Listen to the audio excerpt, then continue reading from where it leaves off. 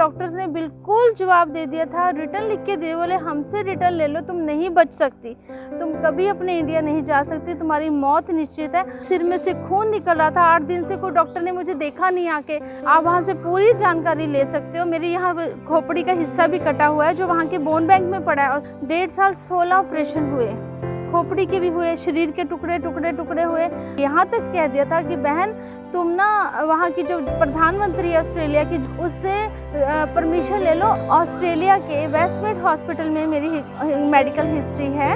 डूब मरना चाहिए ऐसे लोगों को, इल्ज़ाम लगाने वालों को। वो लोग हैं जो मेरे पूज्य गुरुदेव पर उंगली उठा रहे हैं।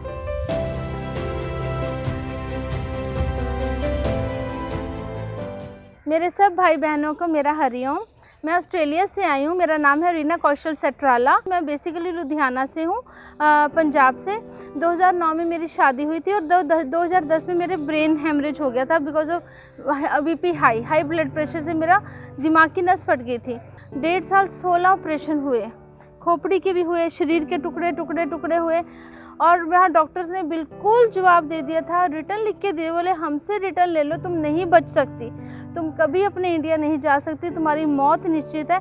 और मुझे वहाँ के डॉक्टर्स और हॉस्पिटल नर्सेज ने यहाँ तक कह दिया था कि बहन तुम ना वहाँ की जो प्रधानमंत्री है ऑस्ट्रेलिया की, उससे परमिशन ले लो, क्या कहते हैं उसको, आत्महत्या की। ऑस्ट्रेलिया के वेस्टमेड हॉस्पिटल में मेरी मेडिकल हिस्ट्री है।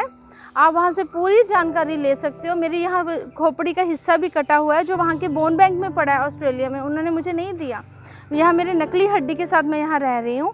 और वहाँ के डॉक्टर्स ने कह दिया था तुम कभी फ़्लाइट में नहीं बैठ सकती, तुम कभी चल नहीं सकती, कभी तुम्हारे बच्चा नहीं हो सकता, तुम कभी नॉर्मल ज़िंदगी नहीं जी सकती। तो ये सब मेरे पिता ने गुरुदेव से मिलके, मेरे पूज्य गुरुदेव से मिलके उनको बताया। तो बापू ने जब लुधियाना में आश्रम में आए थे 23 नवंबर 2011 को सुबह में, जो कि यूट्यूब पे रिकॉर्ड है सारा सत्संग, 23 नवंबर का लुधियाना का मॉर्निंग सत्संग है, आप सब देखिएगा। उसमें गुरुदेव ने बोला है, 2 बार मेरे लिए सत्संग में बोला कि लुधियाना की एक मेरी बेटी हॉस्पिटल में है, उसके 13 ऑपरेशन हो चुके हैं। उस समय मेरे 13 हुए थे और उसके बाद भी 3 हुए। तो बापू ने उस दिन सुबह ही मुझे फ़ोन किया।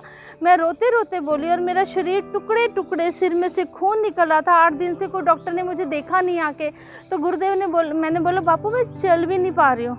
तो बापू बोले बेटा तू दौड़ के भारत आएगी। मैं और सुन के मैं इतना हैरान हुई कि मेरे गुरुदेव क्या कह रहे हैं। यहाँ तो इतने डॉक्टर्स, बड़े बड़े डॉक्टर्स कह रहे हैं तुम चल भी नहीं पाओगी, तुम भारत बैठ ही नहीं सकती प्लेन में। और बापू ने बोला कुछ नहीं होगा, ये सब कट रहा है तो बीत रहा है और तुम दौड़ते हुए आओगी। और आज देखो मैं भारत में गुरुदेव के आश्रम में खड़ी हूँ और मैं बिल्कुल ठीक हूँ। I am 100% perfect. I am doing everything by my self. मैं सब कुछ करती हूँ। और मेरी बहुत प्यारी 8 साल की नन्ही मुन्नी लड्डू गोपाल मेरी बेटी भी है और मैं बिल्कुल ठीक हूँ। ये सब किसका चमत्कार है? ये दुनिया वाले जो बकवास कर रहे हैं। हम लोग बचपन से बापू को जानते हैं, जो पढ़े लिखे जज है लोग हैं, जो हमारे गली मोहल्लों में रहते हैं, जो मेरे गुरुदेव से ही दीक्षित हैं। उन्होंने बताया कि ऐसे ऐसे हिंदुस्तान में कानून बने हुए हैं कि कोई लड़की चलते चलते किसी लड़के पे उंगली उठा दे कि इसने मुझे छेड़ा है, इसने मेरे साथ गलत किया, तो लड़के को सफाई नहीं देनी पड़ेगी, लड़के को पूछना भी नहीं है, बस लड़की ने उंगली उठा दी तो पकड़ के उसको जेल में डाल दो। ये तो कानून बना रखे हैं। जिन्होंने कानून बनाए हैं तो वो भी एक दिन फंसेंगे ना, उनके भी बेटे आगे जीवन नहीं जी पाएंगे अच्छा सा। आप एक बुजुर्ग व्यक्ति जो हमारे दादा की उम्र के हैं, जो इतने महापुरुष हैं, जितने करोड़ों लोगों की ज़िंदगी परिवर्तन कर दी हैं, आपको उनमें बुराई नज़र आ रही है? डूब मरना चाहिए ऐसे लोगों को, इल्ज़ाम लगाने वालों को। और आप ये क्यों नहीं सोच रहे भाई? आप बापू ने जितने लोगों के जीवन परिवर्तन किए हैं उनसे तो एक बार आके पूछो, उनसे तो एक बार मिले, हमसे आके पूछे हमारी ज़िंदगी में क्या चेंज आए हैं। हमें बचपन से उठा के बापू ने बड़े होने तक, अभी हमारे बच्चे हो गए, हमारी ज़िंदगी घर गृहस्थी, भगवान रामचंद्र और भगवान कृष्णचंद्र जी गुरु परंपरा का पालन करते थे। जैसी उनकी गृहस्थी होती थी ऐसा ऊंचा जीवन और ऐसी ऊंची गृहस्थी हम जी रहे हैं।